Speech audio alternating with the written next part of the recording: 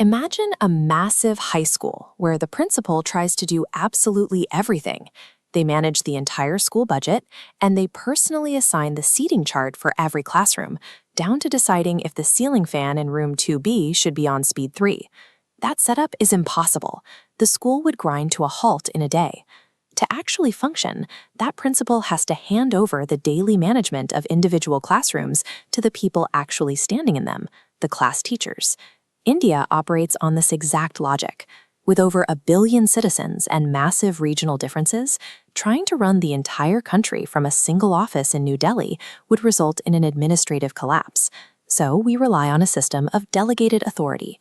In civics, this specific method of dividing power between a central authority and its various regional units is called federalism. At the top level, we have the central, or union government. Think of them as the principal. They are responsible for subjects of common national interest, like defending the borders and managing the country's currency. Then we have the state governments. These are the class teachers. They look after the day-to-day administration of their specific regions, handling localized issues like the police force, agriculture, and local trade. By legally dividing responsibilities across multiple tiers, federalism ensures that no single central authority can gather all the power and dictate every detail of citizens' lives. You might assume that because the central government handles the whole country, they act as the bosses of the state governments. However, state governments are not employees or subordinates of the center. Instead, they each have their own specific jurisdiction. Jurisdiction is the legally defined boundary of what a government tier has the authority to control and what it cannot touch. The central and state tiers both get their power and their specific jurisdictions directly from the exact same supreme source, the Constitution of India. This is very different from a unitary system, like the one used in Sri Lanka. In a unitary setup, the national government holds all the actual authority and can simply revoke regional powers whenever it wants to. True federalism means that power sharing is a legally protected right.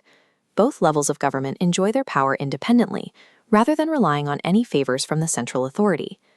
When India gained independence, it faced a massive test.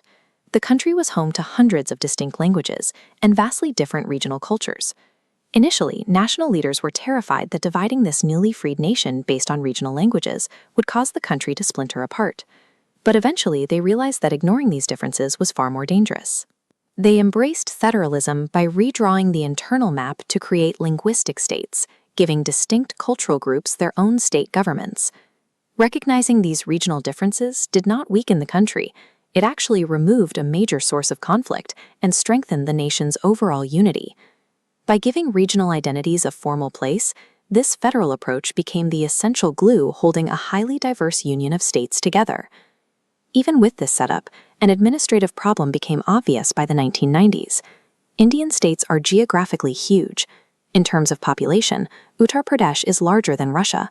A single state government cannot effectively manage every local issue across such a vast area.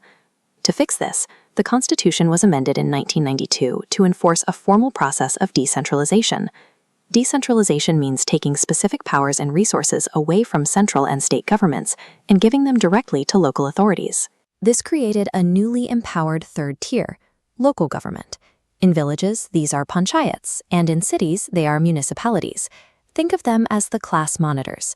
By legally requiring regular elections and transferring specific revenue to these local bodies, the system gives citizens direct daily control over the problems in their immediate neighborhoods.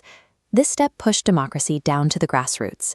It completed India's three-tier federal structure and made self-government a practical reality. This legal framework was eventually tested and strengthened by a major shift in the political landscape. By the 1990s, powerful regional political parties began to rise across several states. With no single party securing a majority, the era of coalition governments began. Because the central government now relied completely on state-level parties to survive, they could no longer arbitrarily dismiss them. Politics forced a new culture of respect for state autonomy. So, returning to our initial idea, if there is a massive pothole on the street outside your house, it is the strict jurisdiction of your local municipality to fix it, not the Prime Minister. The system functions because authority is distributed across multiple tiers, rather than hoarded in one place. Let's see this in action. Head down to the comments and tell me the name of your local mayor or village sarpanch.